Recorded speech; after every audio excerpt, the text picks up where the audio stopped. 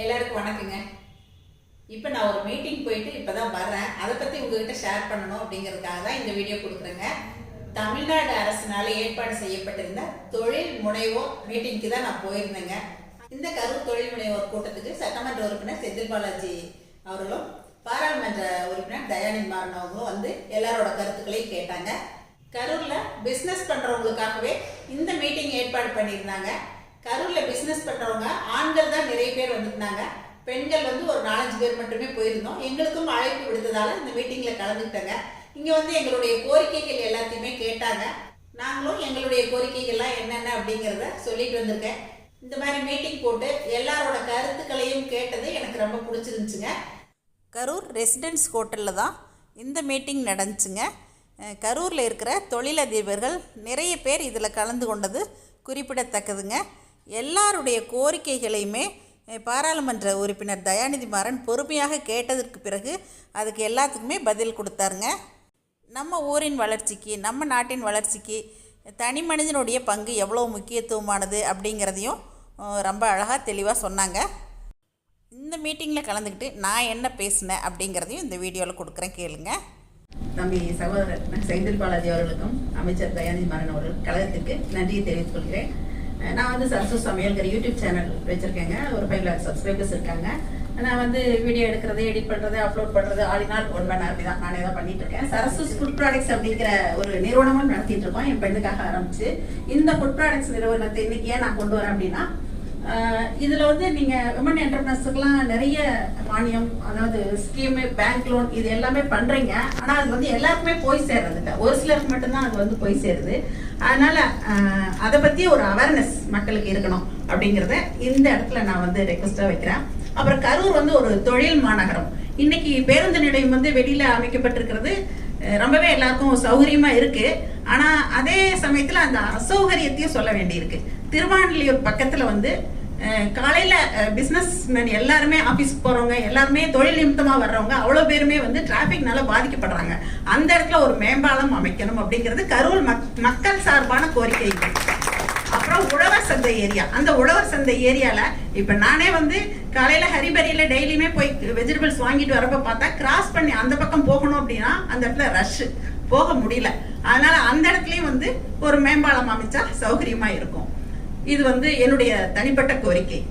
அடுத்ததா என்ன மாதிரி இருக்கவங்களை வந்து உலக புகழ் பெற்ற chef Deena, Vikatan team, brand avatar எல்லாருமே வந்து கூப்பிட்டு ஹானர் பண்றாங்க. எங்க வீட்லயே வந்து வீடியோ எடுக்கிறாங்க, எல்லாமே பண்ணி எங்களை என்கரேஜ் பண்றாங்க. அது வந்து எனக்கு பெருமை அப்படிங்கறத விட எங்களுடைய ப்ராடக்ட்ஸ் சரசு ஃபுட் ப்ராடக்ட்ஸ் அப்படிங்கிற நிறுவனம் வந்து எல்லாருக்குமே வெளியில தெரிய வருது.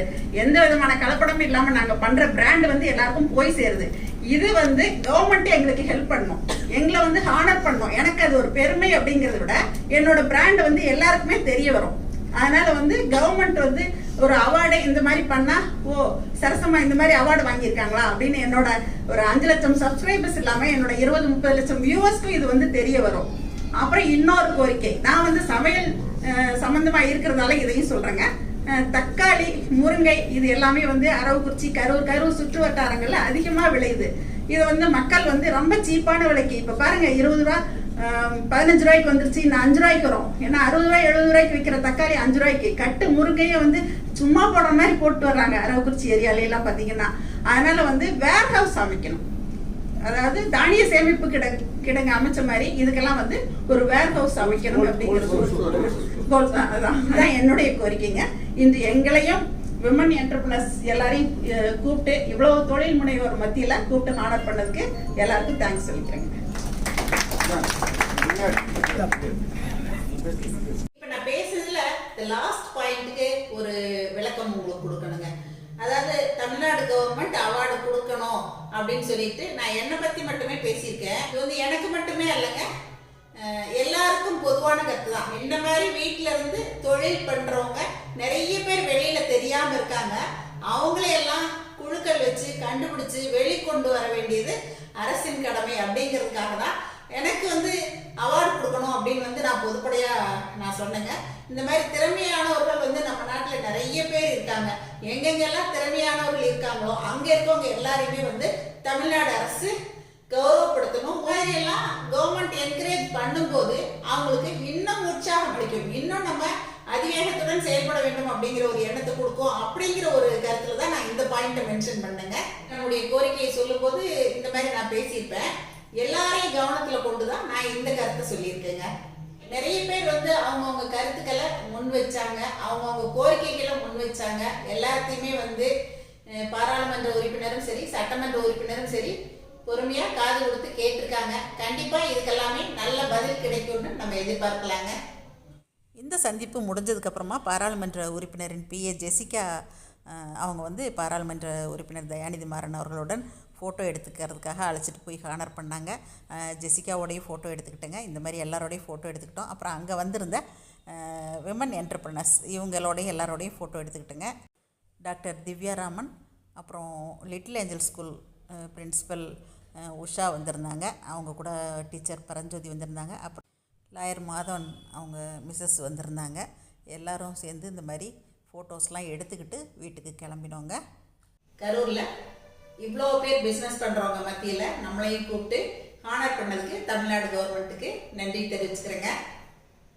இந்த மாதிரி தான் அந்த மீட்டிங் நடந்துச்சு. இந்த வீடியோ பற்றி நீங்கள் என்ன நினைக்கிறீங்க? உங்களோட கருத்துக்களை பதிவு பண்ணுங்கள். நன்றி, வணக்கம். சரஸ்வஸ் ஃபுட் ப்ராடக்ட்ஸ் பொடி வகைகள் தேவைப்படுறவங்க இங்கே கொடுத்துருக்க வாட்ஸ்அப் நம்பரில் காலை 10 மணி முதல் மாலை 6 மணி வரை எங்களை காண்டாக்ட் பண்ணி வாங்கிக்கலாங்க. தேங்க்யூ.